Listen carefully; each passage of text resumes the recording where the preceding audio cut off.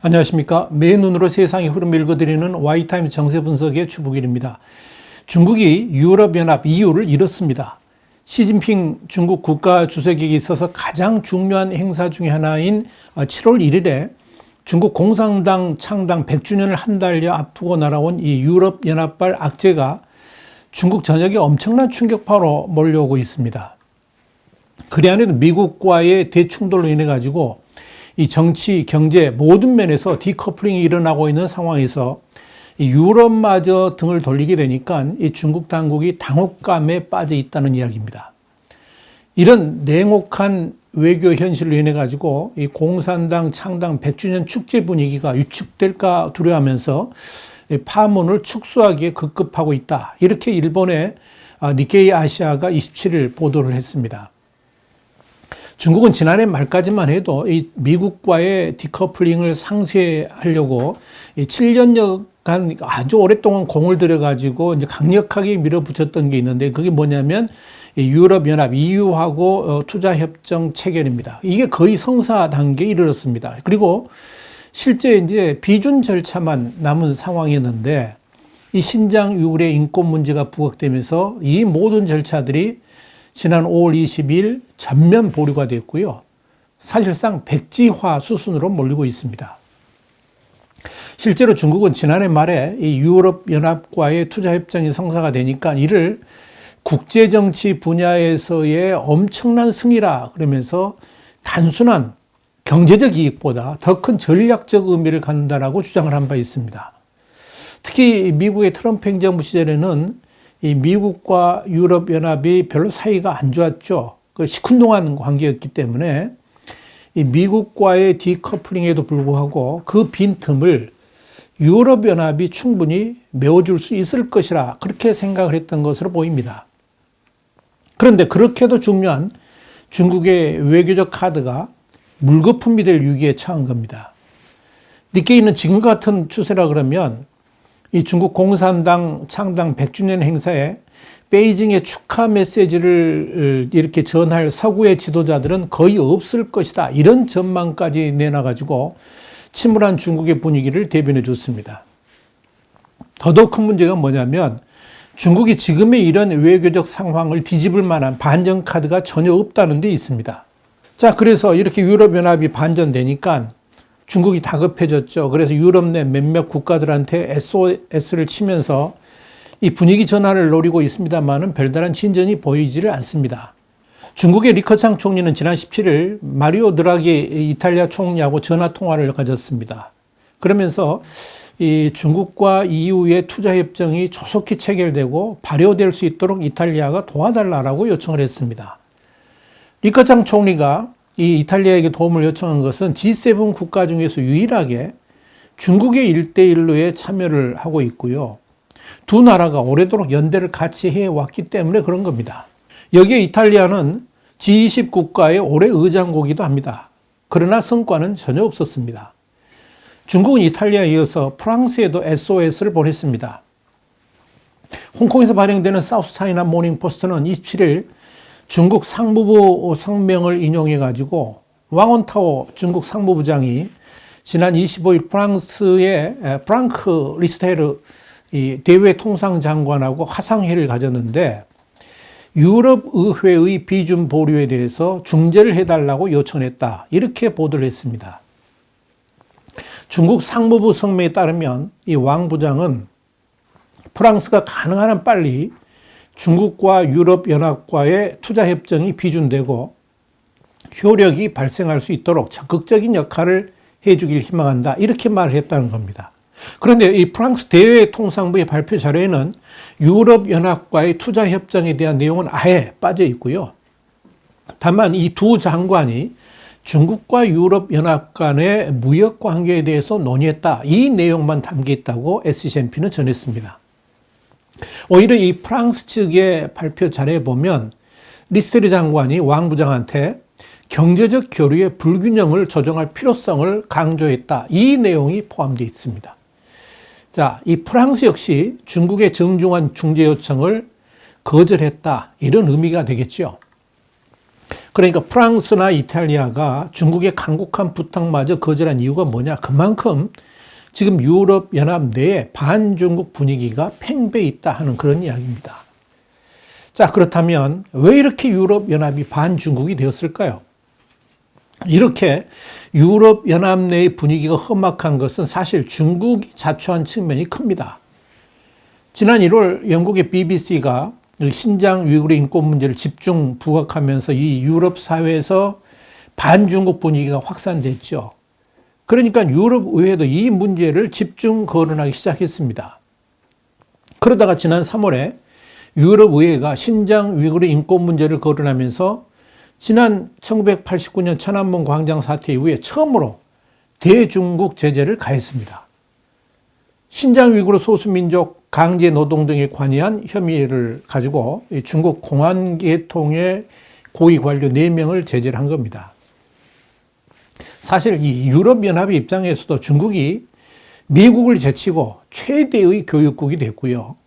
또 이런 상황에서 투자협정까지 체결을 하게 된다 그러면 유럽연합 기업들도 중국에 쉽게 진출할 수 있기 때문에 서로가 윈윈 할 수 있는 최대의 기회를 맞았다 이렇게 볼 수가 있습니다.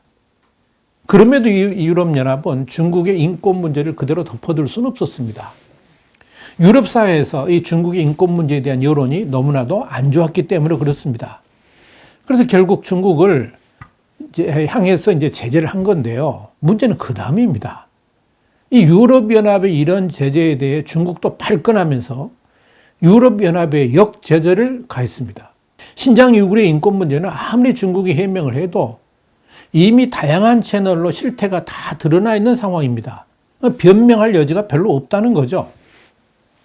그런데도 중국이 이걸 무마하려고 하는 자세를 보이기는커녕 적반하장격으로 오히려 강경하게 맞대응을 한 겁니다. 이 전형적인 전랑 외교 방식입니다. 중국은 결국 EU의 의회 의원 5명을 제재를 했습니다.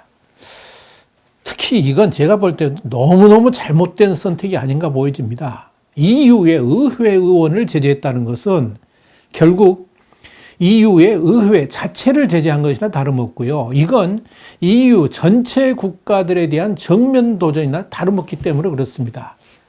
절대 해서는 안 될 짓을 한 겁니다. 그러니까 당장 4월 18일 열린 EU 의회 회의에서는 30명 이상의 의원이 중국의 EU 의원 제재를 강력하게 비판하게 이르렀고요. 독일과 프랑스 같은 9개 나라는 해당 국가의 중국 대사를 초치해가지고 강력하게 항의하는 일까지 벌어지게 됐습니다. 그러면서 차제 아예 중국과는 모든 관계를 단절하면서 그 대안으로 인도하고 FTA 협상을 재개하기에 이르게 된 겁니다.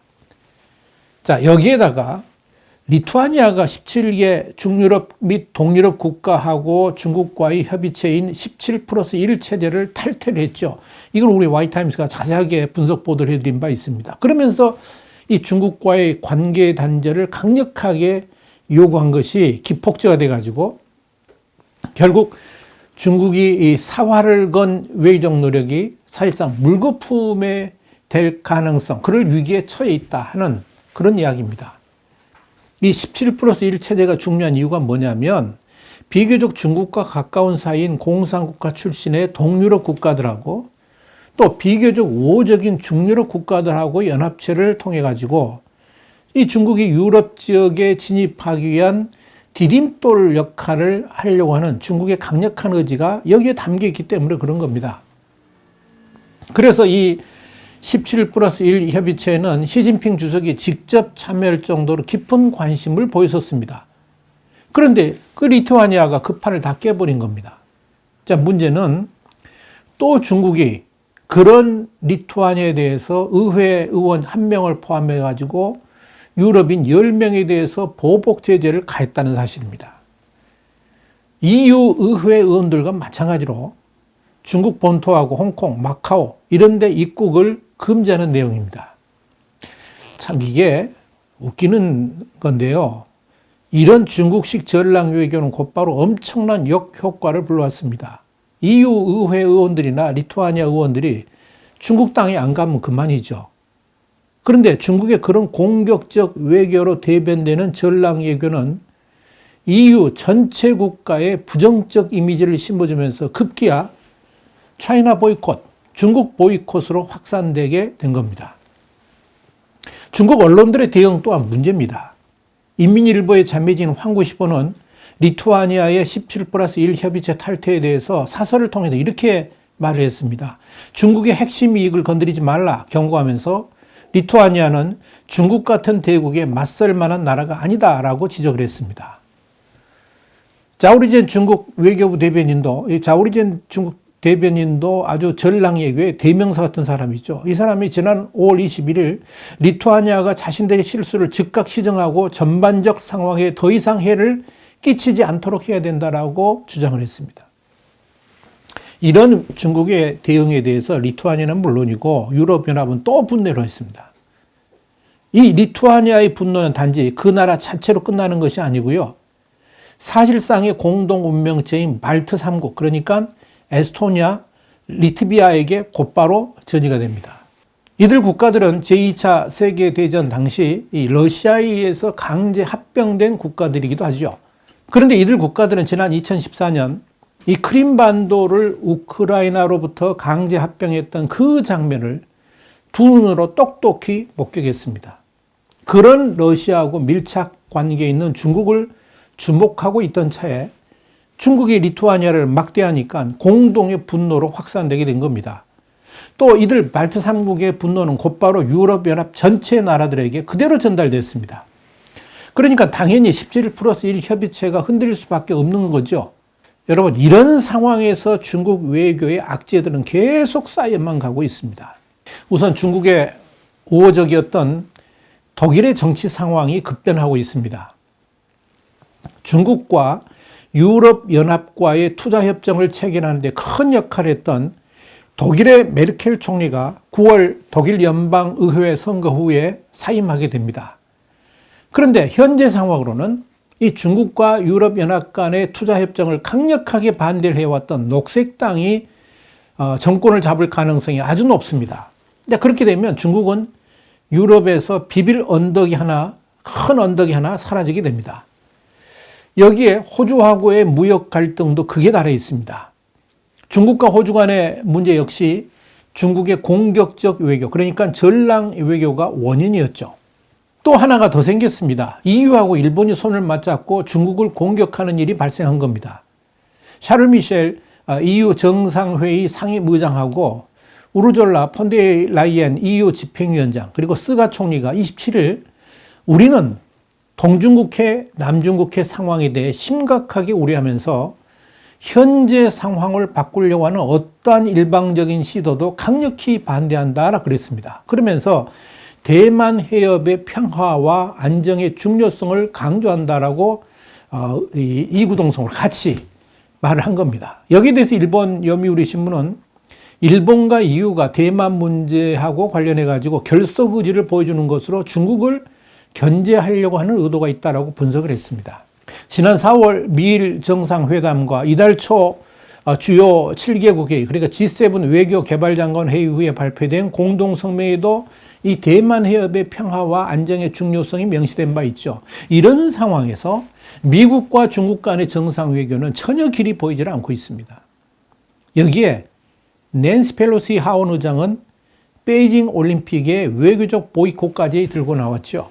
중국과는 정상 외교라는 말을 전혀 꺼내지 않는 미국이 러시아의 푸틴 대통령과는 6월 16일 스위스 제네바에서 대면 회동을 갖게 됩니다. 이 만남이 중국에게 어떤 영향을 미칠지도 관심거리입니다. 왜냐하면 중국에게는 또 다른 분열의 씨앗이 될 수도 있기 때문에 그렇습니다. 지금 중국을 둘러싼 국제적 상황은 그야말로 중국에게는 외교적 고립 이 단어 하나로 압축될 수 있을 것으로 보입니다. 미국을 비롯한 일본, 영국 같은 G7 국가들하고 인도, 호주 등이 중국을 멀리서 쳐다보고만 있고요. 그동안 친중국 노선을 걸어왔던 필리핀마저도 서서히 반중국 방향으로 길을 틀고 있습니다. 지금 중국이 살아갈 수 있는 길은 일단 전랑 외교를 전면 중단하면서 소프트 외교로 전환하는 길밖에 없습니다. 그런데 그렇게 되면 시진핑 외교의 실패를 자인하는 꼴이 됩니다. 그래서 그렇게 방향을 틀지도 못합니다. 7월 1일에 중국 공산당 100주년 행사에 내년 2월에 동계올림픽을 넘어가지고 내년 가을에 당 대회를 통해서 장기 집권으로 가야 되는 시점에서 스스로 외교 실패를 인정했다가는 모든 계획들이, 모든 시진핑의 꿈들이 틀어질 수 있기 때문에 그렇습니다. 그렇다고 그대로 전랑 외교를 밀어붙였다가는 더 큰 도전이 중국 앞으로 다가올 수도 있을 겁니다. 이래저래 이 시진핑의 잠 못 드는 밤은 앞으로도 쭉 지속될 것으로 보입니다. 와이타임 정세 분석이었습니다. 다음 시간에 다시 뵙겠습니다. 감사합니다.